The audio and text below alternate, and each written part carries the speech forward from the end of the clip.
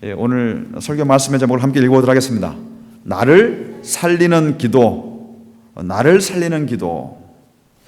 오늘이 11월 마지막 주일입니다. 이제 올해가 몇 주 남지 않았습니다. 미국 생활을 보면은요, 추수감사절을 기점으로 해서 연말로 접어듭니다. 지난 추수감사절 절기 동안에 많은 사람들이 이제 쇼핑을 했는데 쇼핑 시즌도 시작됐죠. 올해는 블랙 프라이데이라고 해서 어떤 사람은 텐트 치고서 전자제품 앞에서 잠을 자는 사람도 있습니다. 아침 일찍 일어나서 열자마자 들어가려고요. 그런 사람도 있습니다만은 또 블랙 더스데이라고 해서 한나절을 앞당겨서 목요일 저녁부터 매장을 열었던 곳도 있었습니다. 올해의 매상이 작년보다 한 3.8% 정도 높을 것이라고 예상을 했는데요. 제가 어저께 CNN 뉴스를 보니까 이번 감사절에 쇼핑을 간 사람이 여러분 얼마나 될 것 같습니까?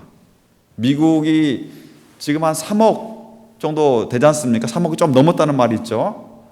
그 중에서 쇼핑을 갔던 사람이 몇 명이나 될까? 이제 숫자를 보고서 깜짝 놀랐습니다.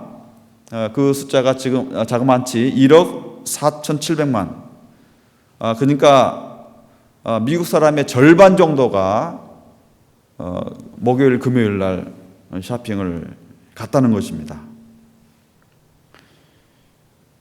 미국 경기가 조금 나아지는지는 모르겠습니다만 미국이 현재 소위 말해서 재정 절벽이라고 하잖아요. 피지컬 클립 때문에 정부의 예산이 부족하여서 내년부터는 그 절벽이라는 게 피지컬 클립이 절벽 떨어지는 거잖아요. 내년부터는 예산이 대폭 삭감이 되는 위기에 지금 놓여 있습니다만은 그래서 소비에 활성화되는 것은 미국 경기에 적지 않은 도움이 될 것입니다. 이제 올해가 저물어 가고 있고요. 다음 주부터는 대강절이 시작됩니다. 우리 크리스천 캘린더에서는요, 12월 1일 또는 11월 말부터 추수감사절이 지나고 지저스 더 킹 선데이 지난 다음에 그리고서 이제 우리 크리스천 이어가 시작됩니다. 물론 세상에 있는 달력으로는 1월 1일 날이 시작되지만은요, 우리 신앙인들은 12월 1일 대강절부터 우리의 삶이 시작된 것을 우리가 알아야 되는 것입니다. 그러면은 오늘 제가 여러분들에게 한 가지 묻고 싶은 것은 올해를 마무리한다면 여러분들 지금 현재 어떤 마음을 가지고 있습니까? 감사하는 마음이 있습니까? 아니면은 조금 아쉬운 마음이 있습니까? 우리가 어떤 마음이 있든지 간에 분명한 사실은요, 우리가 하나님 앞에서 우리의 삶을 내려놓고 우리의 인생을 계획하고 우리의 인생을 다시 한번 정돈할 수 있는 그런 기회가 우리에게 필요하다는 것입니다.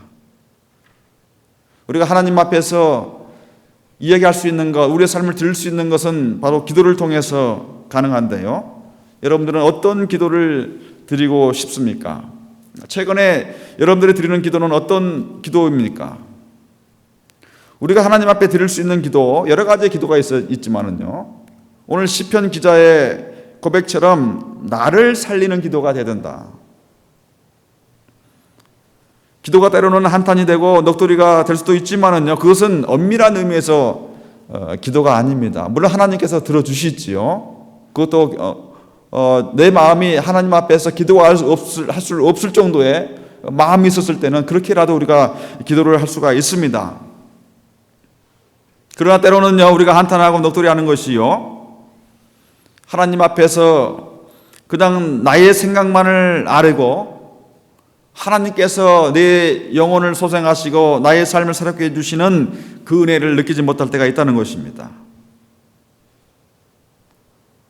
오늘 시편 기자의 말을 보면은요, 다윗이 이 시편을 기록을 했는데 우리는 다윗처럼 기도를 해야 되는 것입니다.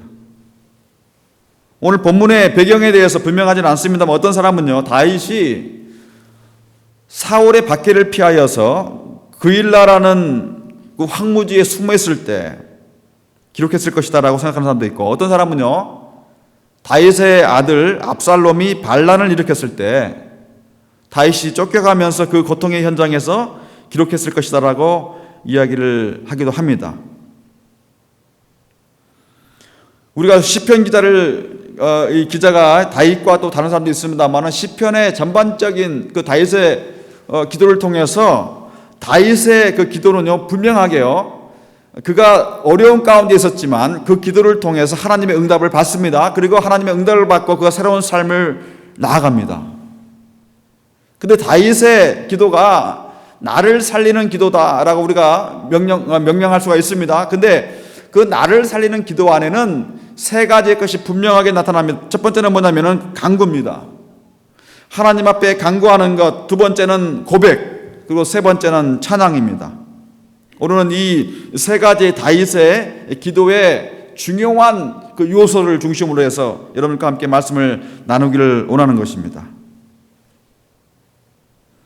첫 번째 다윗이 드리는 기도는요, 간구입니다.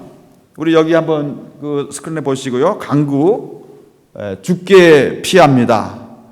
우리가 하나님 앞에 간구했을 때는요, 주님 앞에 우리의 모든 것을 내려놓고 주님 앞에 나아가는 그런 의미를 갖습니다. 우리 1절의 말씀 함께 읽어보도록 하겠습니다. 여호와여, 내가 주께 피하오니 나를 영영히 부끄럽지 마시고 주의 의로 나를 건지소서. 다윗이 하나님 앞에 기도했을 때 내가 주님 앞에 피합니다. 그리고 나를 영원히 부끄럽게 하지 마시고 나를 건져 주옵소서라는 간구를 드렸습니다.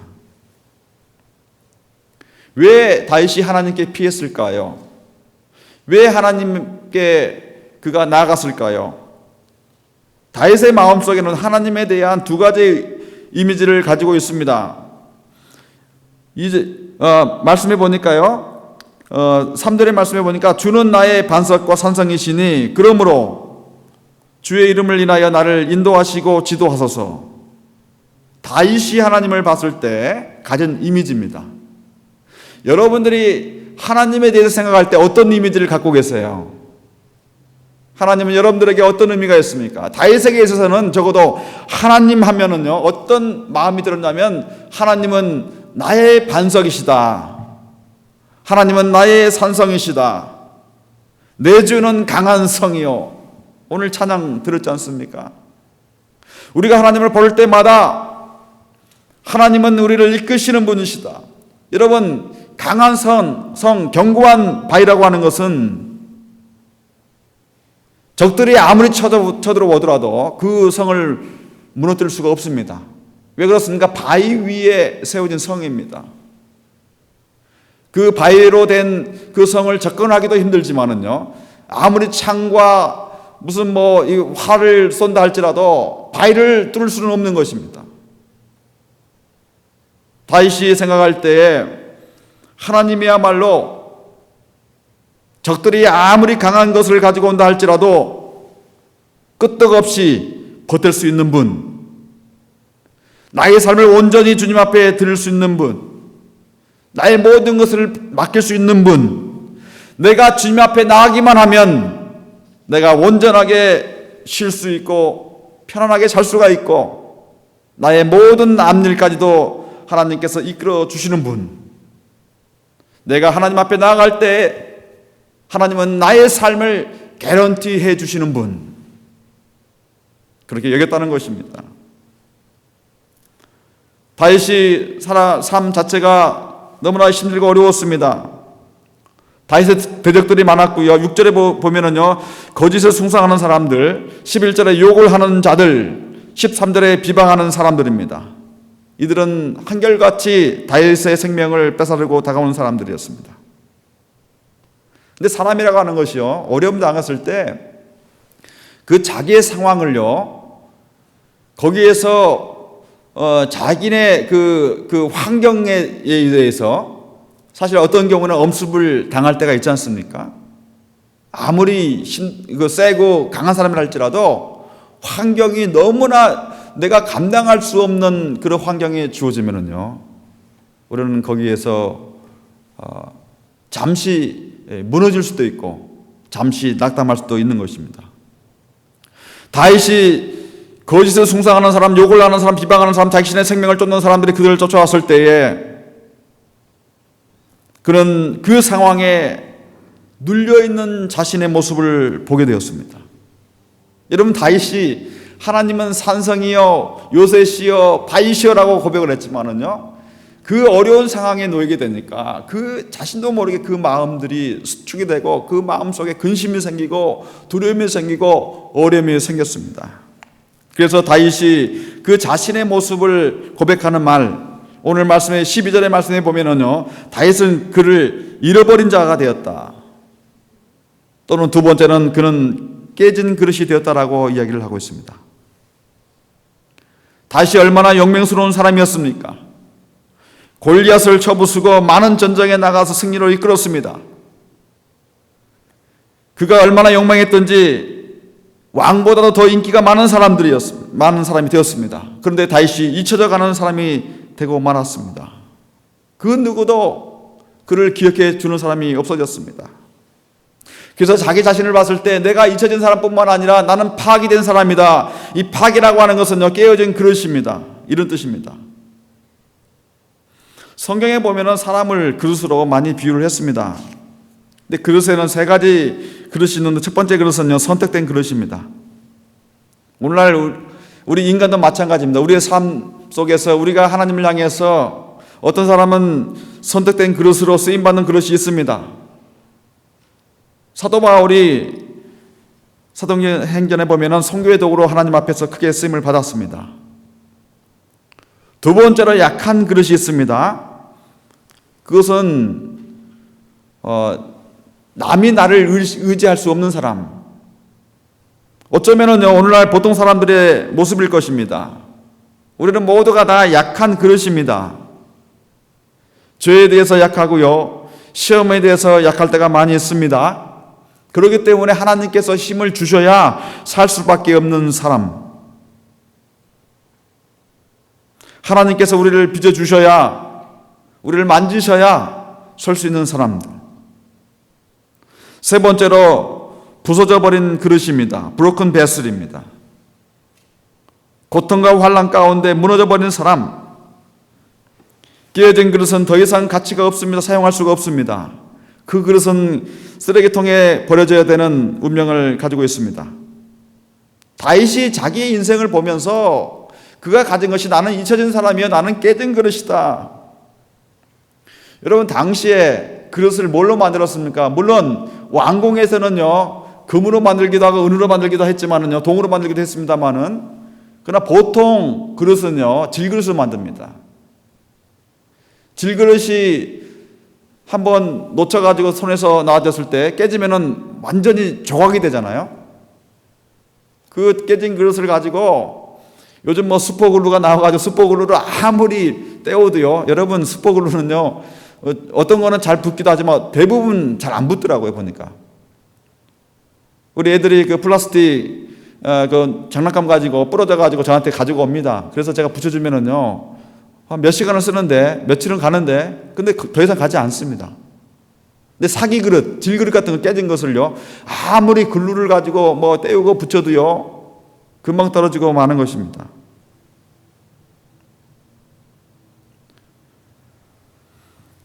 다윗이 자신을 봤을 때 자기도 모르게 어느 순간에 자신이 깨어져 버린 사람 또는 버려진 사람이라는 것을 깨닫게 되었습니다. 한국에서 나는 가수다라는 프로가 있잖아요. 뭐 오래됐습니다만은 저는 가끔 그거를 보는데, 사실 가수들이 그 나는 가수다에 출연하는 이유가 무엇입니까? 다 과거에는 정말 훌륭한 그 가수 생활을 하다가 어느 순간부터 나이가 들고 세월이 흐르니까 사람들 속에서, 대중 속에서 자기가 잊혀져 가는 것입니다. 그래서 거기에 참여해서 자신의 존재를 다시 한번 알리는 것입니다. 다른 말로 이야기하면은 반전을 시도하기 위해서 나가는 것이죠. 근데 우리가 세상에서 말하는 반전이라고 하는 것이 어떻습니까? 거기서 반짝할 수가 있지만은요, 그런데 시간이 가면 또 잊혀져 가는 것입니다. 그것이 바로 우리 세상의 삶입니다. 다윗은 자신의 반전을 시도했는데 사람을 의지하지 않았습니다. 다윗의 삶 속에서 다윗의 가장 위대한 점, 다행스러운 부분은요, 그가 어떤 상황에 있는 동안에도 그는 반전할 수 있는 힘을 가질 수 있었다는 것입니다. 우리의 삶을 반전할 수 있는 것, 그것은 바로 믿음의 힘입니다.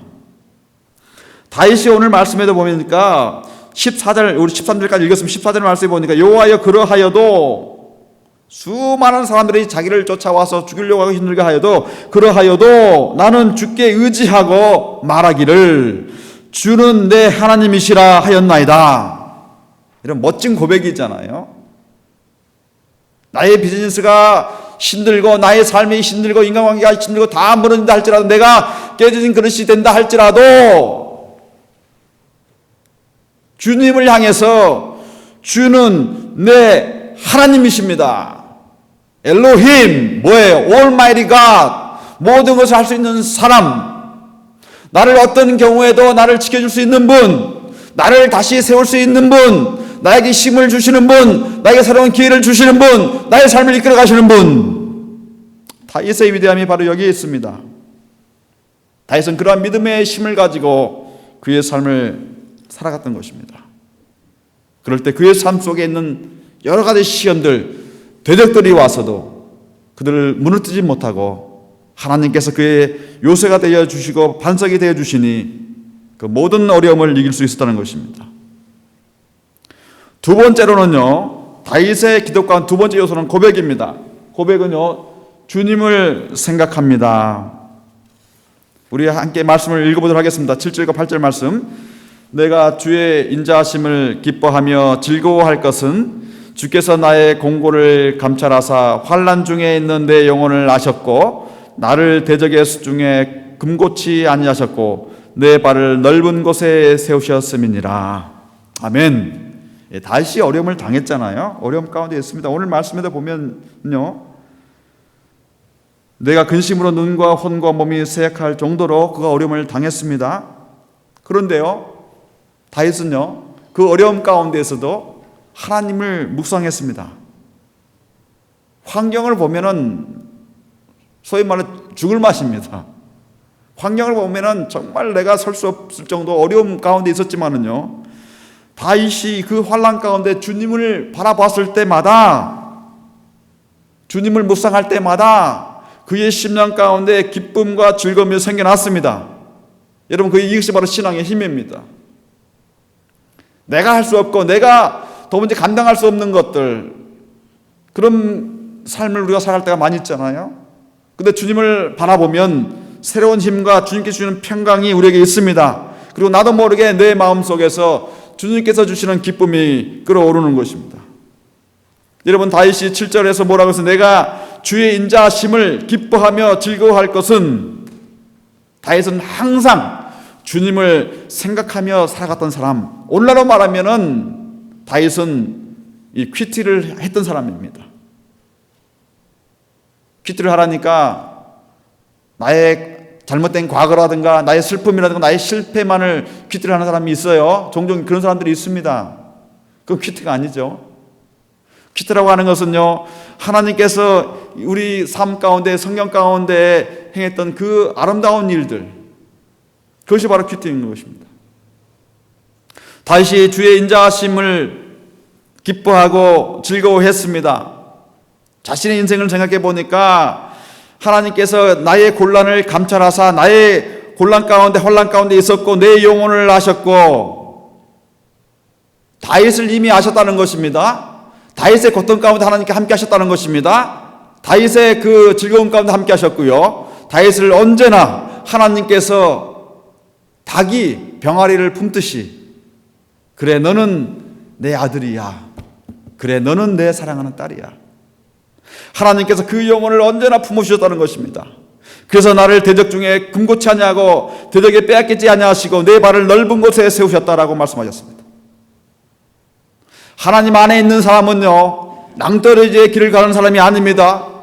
내가 환난과 어려움과 근심 가운데 있다 할지라도, 내가 마치 절벽과 같은 그 어려움 가운데 있다 할지라도, 그러나 그것은 바로 하나님의 안전지대인 것입니다.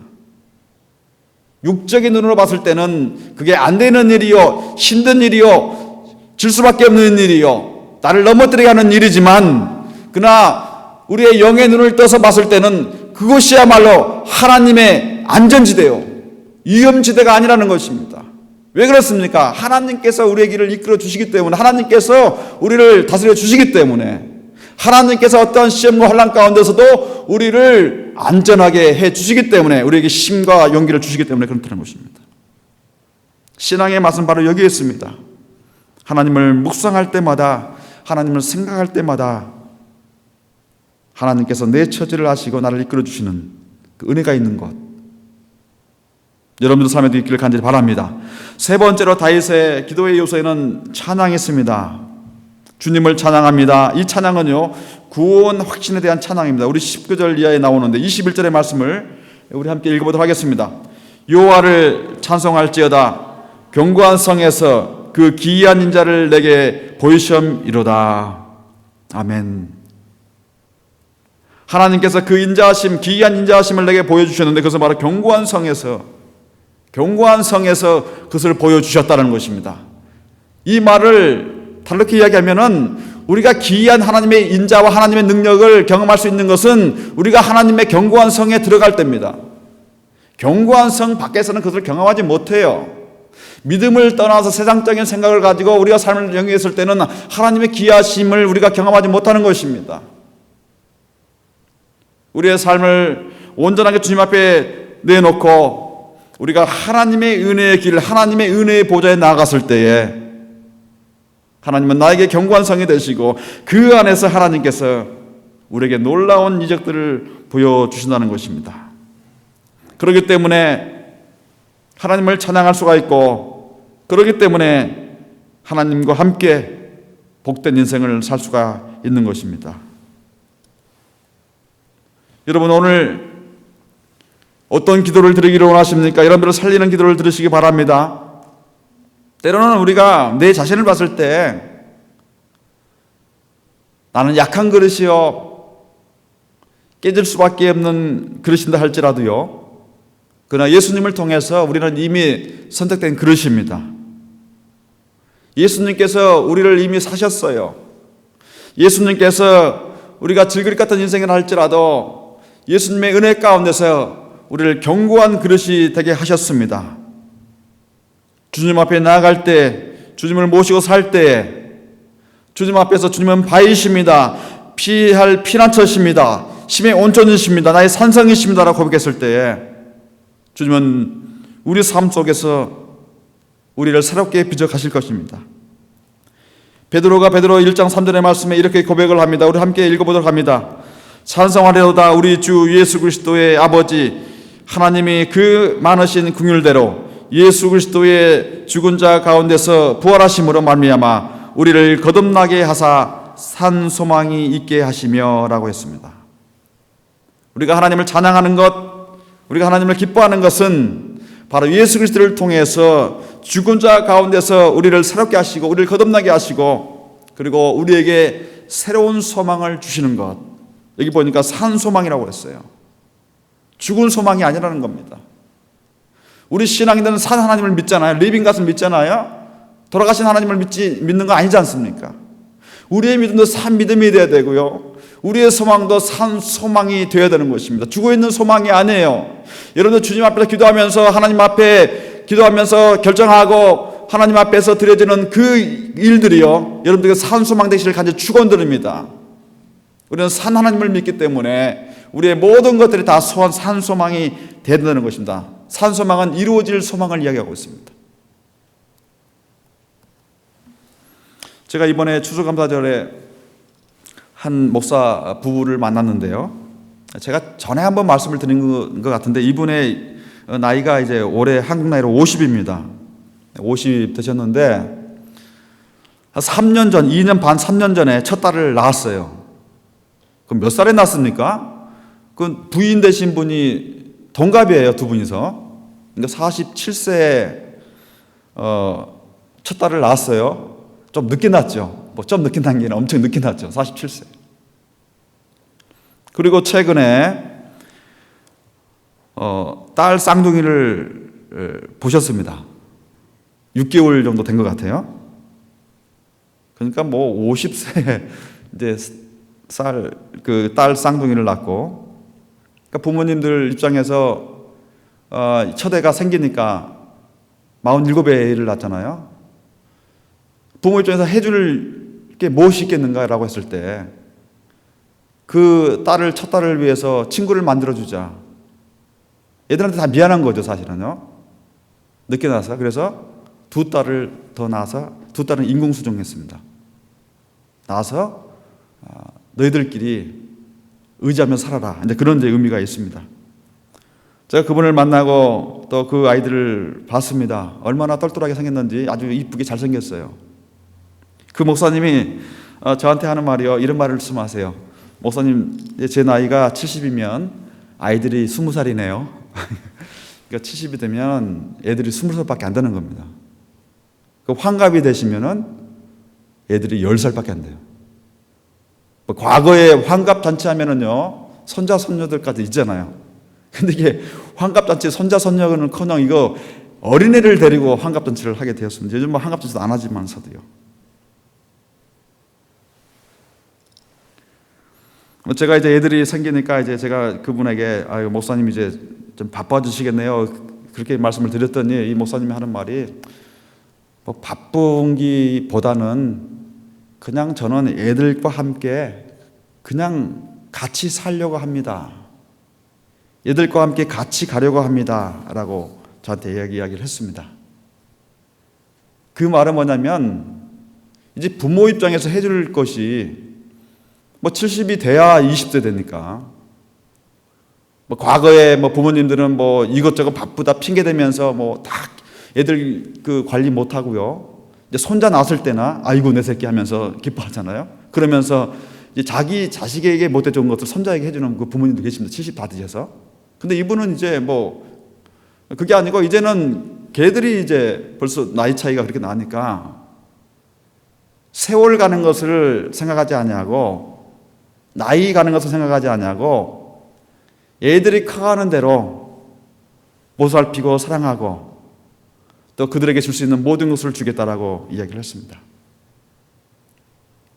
그 이면에는 제가 느끼는 것은 모든 것을 다 하나님께 맡기고 자신의 삶과 현실에 성실하게 살겠다는 것입니다. 그럴 때 하나님께서 그의 삶을 이끌어 주신다는 그 믿음이 거기에는 들어있었다는 것입니다. 우리들도 하나님 앞에서 우리의 앞일을 미래서 걱정할 필요가 없는 것입니다. 그저 주님 앞에 내 맡기는 삶, 하루를 살아도 하나님을 기쁘시게 하는 삶, 이틀을 살아도 주님과 함께 살아가는 삶, 다윗처럼 나를 살리는 기도를 드리는 삶, 하나님 앞에 피하며 하나님 앞에 나아가며 주님은 나의 산성이십니다. 나의 요새십니다. 나를 지키시는 분이십니다. 나를 이끄시는 분이십니다. 라고 고백하며 살아가는 삶, 그 주님 앞에 언제나 찬양을 통해서 주님, 저의 삶 가운데 그 견고한 성에서 그 인자하심, 기이한 인자를 보여주신 그 하나님이 저의 삶 가운데 함께해 주심을 감사드립니다. 주님께서 나의 보장이 되어 주심을 감사드립니다. 주님께서 나의 삶을 이끌어 주심을 감사드립니다. 다윗의 삶은 한마디로 하나님의 입장에 봤을 때는 I guarantee you, I guarantee it. 내가 너를 보장해 줄게. 내가 너를 지켜줄게. 내가 너와 함께 있을게. 여러분, 하나님이 우리를 개런티하면은요, 오렌티하면은요, 세상 그 어떤 것이 우리를 이길 수가 있어요. 그렇잖아요. 다윗의 삶이 그렇게 살았어요. 하나님을 믿고 의지하며 끝까지 하나님 앞에서 간구와 고백과 찬양 가운데 살았을 때 하나님은 그의 삶을 개런티해 주셨습니다. 여러분, 이것이 바로 우리가 오늘날 붙들어야 될 우리의 믿음의 힘입니다. 여러분, 세상에는 수많은 대적과 세상의 모든 문화들이 지금은 거꾸로 가고 있습니다. 우리를 넘어뜨리고 우리를 어렵게 만들고 우리를 실망 가운데 만들고 이 지금에 일어나는 경제의 문제도 마찬가지입니다. 인간관계도 마찬가지입니다. 그러나 그러한 어려움 가운데 있을지라도 우리가 하나님만 붙들고 하나님만 붙을 때 하나님께서 우리를 통해서 I guarantee you, 내가 너를 보장해 줄 것이다. 오늘도 하나님께서 우리에게 그렇게 말씀을 하고 계십니다. 여러분, 설교의 마무리를 짓습니다. 올해 마무리하면서요, 마무리하는 시점에서 우리 크리스찬 캘린더에서 이야기하는 것입니다. 세상의 연말은 아직 안 왔습니다. 그러나 우리가 올해 우리 신앙의 관점에서 우리의 삶을 마무리했을 때 여러분 어떤 기도를 드리시기를 원하십니까? 저와 함께 나를 살리시는 기도를 함께 드려보지 않겠습니까? 우리 함께 시간 기도하기를 원합니다. 먼저 간구하십시오. 주님께 피합니다. 두 번째로 고백하십시오. 주님을 생각합니다. 주님께서 나의 반석이시오, 나의 산성이시오, 나의 요새인 것을 기억합니다. 나의 삶을 지금까지 이끌어주신 것을 생각합니다. 주님의 그 놀라운 그 일들, 성경에 기록된 일들, 그리고 나의 삶 가운데 주님께서 보이지 않는 그 삶 가운데, 우리의 인생 가운데 함께 해주시는 그 일들 생각합니다. 주님, 그리고 주님을 찬양합니다. 구원하실 그 하나님을 확신합니다. 우리에게 생명 주실 그 하나님을 확신합니다. 나의 길을 이끌어 주실 그 하나님을 확신합니다. 주님 오셔서 우리의 마음을 만져주시고, 주님 오셔서 우리의 생각에 새로운 힘을 주시고, 주님 오셔서 우리의 모든 묶인 것 위에 하나님의 큰 권세와 능력이 있게 하여 주옵소서. 우리 함께 시간 기도합니다. 아버지 하나님 감사합니다. 주여, 주님께서 우리를 사랑하여 주셨습니다. 주여, 오늘도 주의 은혜 가운데 이끌어 주심을 감사드립니다. 주님, 지난 1년 동안 우리의 삶을 돌이켜봅니다. 주여, 우리의 모든 시험과 환난 가운데서 주님께서 함께해 주시고 이끌어 주시는 그 은혜가 있음을 저를 고백합니다. 주여, 우리가 주님 앞에 피하오니 주님을 생각합니다. 주님의 그 기이한 그 권능의 은혜를 생각합니다. 주여, 주를 향해서 우리의 입술을 열어서 주님을 찬양합니다. 찬양받기에 합당하신 주님, 우리의 삶 가운데 함께하여 주셔서 우리와 동행하여 주셔서 우리를 새롭게 하여 주시며, 우리를 주의 은혜 속에서 우리를 만져 주시고 우리의 새로운 힘과 능력을 허락하여 주옵소서. 주님을 찬양합니다. 주님을 바라보고 기도합니다. 주님의 온전하신 그 은혜를 바라보니 주님께서 오셔서 우리의 모든 것 위에 동행하는 역사가 있게 하여 주옵소서.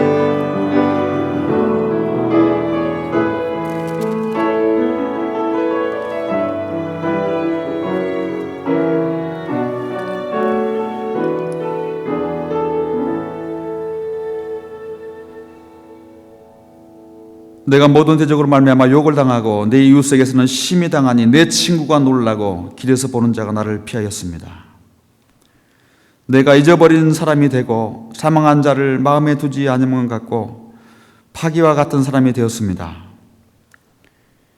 여호와여, 그러할지라도 나는 주께 의지하고 말하기를 주는 내 하나님이시라 하였나이다. 아버지 하나님, 다윗의 고백이 우리의 고백이 되게 하여 주옵소서. 우리의 삶 가운데 주님께서 함께하여 주셔서 다윗의 살리는 기도를 드리게 하여 주옵소서. 주님 앞에 간구와 고백과 찬양을 통해서 주님을 기쁘시게 하며 우리의 삶 가운데 지금도 살아계셔서 역사하시는 그 하나님의 은혜를 발견하며 경험하며 주 앞에 선포하며 선언하며 나아갈 수 있는 저들의 삶이 되게 주께서 인도하여 주옵소서. 우리 입술에 찬양이 마르지 않도록 도와주옵소서. 우리의 삶 가운데 환난을 묵상하는 것이 아니라 주님을 묵상하게 하여 주옵소서. 그래서 우리의 삶 가운데 역사하시는 그 하나님의 은혜, 우리를 기쁘시게 하며 우리의 삶 가운데 새롭게 만져주시는 그 하나님의 은혜가 있게 하여 주옵소서. 나의 슬픔을 변하여 춤이 되게 하여 주시며 나의 배옷을 벗기시고 기쁨의 띠를 주시는 그 하나님을 경험케 하여 주옵소서. 우리의 이제 남은 연말도 주 앞에 드립니다. 그리고 새로운 날들을 주 앞에 온전히 드려올 때 하나님 함께해 주시고 우리 삶 속에 언제나 함께해 주시는 은혜 속에서 우리가 승리하게 하여 주옵소서. 나의 반석이시오, 나의 요새시오, 나의 산성하신 그 하나님을 찬양합니다. 찬양합니다. 예수님의 이름으로 기도하옵나이다. 아멘.